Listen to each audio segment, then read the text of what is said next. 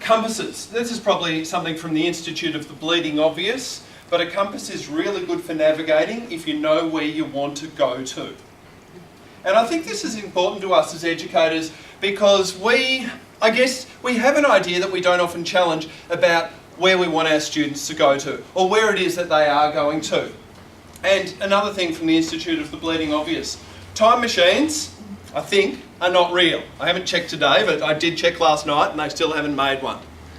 Police boxes are just telecommunications, and DeLoreans just have shithouse fuel consumption. Stainless steel, people, like 1/4 of an inch thick. Shame, but there you have it. We can't go forward and see what we're heading for. The past, which is how so much of what we see happening in schools, it's based on what happened in the past, but the past is in fact a foreign country. You actually often hear this line quoted. It's from a novel from 1953, called The Go-Between.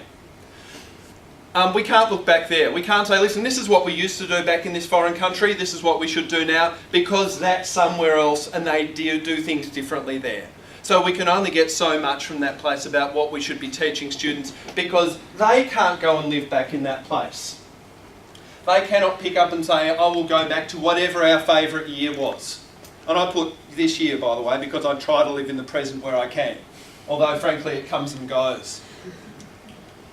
I'm certain that you good people do not do this, but I'm sure we see our colleagues who would love to educate their students in the ways of that sepia-toned past. When fruit was fresh, lamb was tasty and singers could sing.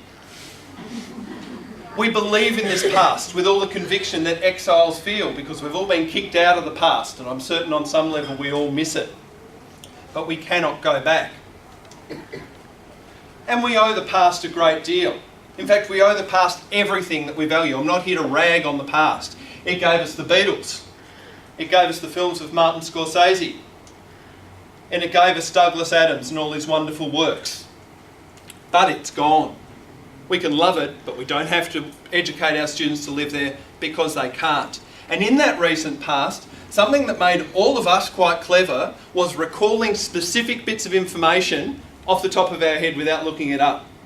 So, if you could say, oh yeah, Francis Ford Coppola directed his first feature film in, 1971, for instance. See, I can't even do it anymore. But that made you quite clever.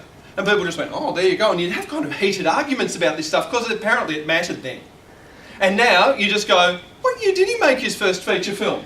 Who was in fact the original drummer with the Beatles? Who can tell me off the top of their head? Wasn't Pete Best. No, it's Stu Sutcliffe. No, it was Pete Best. Stuart Sutcliffe played the bass. There you go. Sorry. But, you know what? Used to be clever if you could do that. Yeah. Now, every time I want to look something up, I just do. What it means to be clever, what it means to be a thinker, has changed from probably 15 years ago to now. And now there are still some types of analytics that we can do that the computers can't do. But we're not educating our students to live now, we're educating them to live in the future. And this is a movable target. It is in fact the undiscovered country.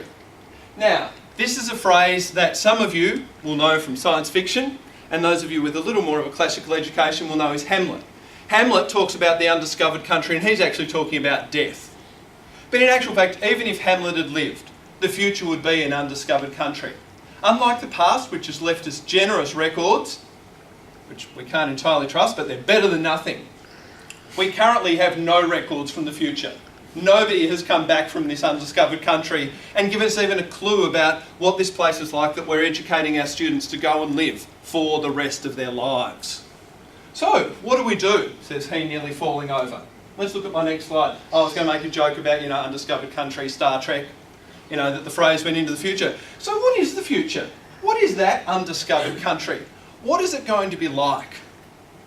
I, as the person who back in 1994 was first shown the World Wide Web and confidently turned to my friend Spaceboy and said, you mark my words, this is a dud, it will not take off. I was out by a little.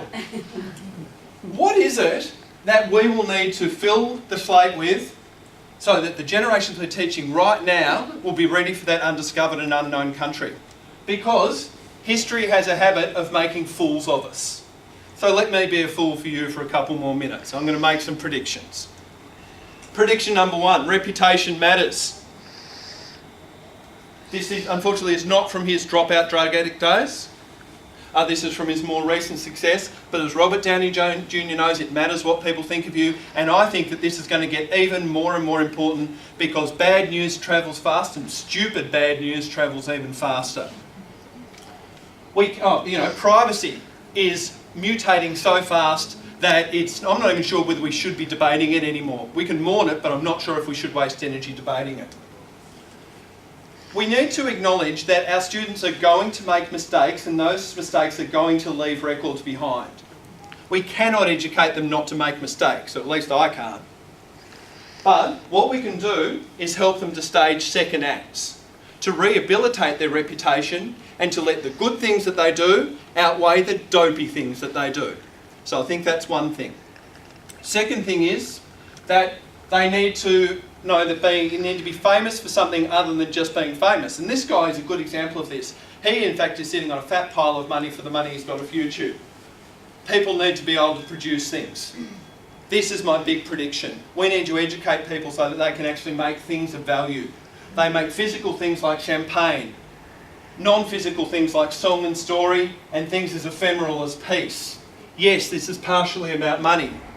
It's also about happiness. It's also about beauty. It's also about what our family and what our kids mean to us. They're my kids, incidentally, looking vaguely odd. They've got to be able to go into the future and they've got to be able to build things. This is how we've got to measure the learning that we do with our students. Not, they've got to have this skill because they used to have this skill or because we've always done it this way, but will it enable them to go into the future and build objects of value? I don't just mean commercial value, but I do mean objects that matter to somebody. Because if you're not, you're just consuming, and just consuming isn't good for your bank balance and it's not any good for your soul. So I'm out of time and I'll leave it on that note.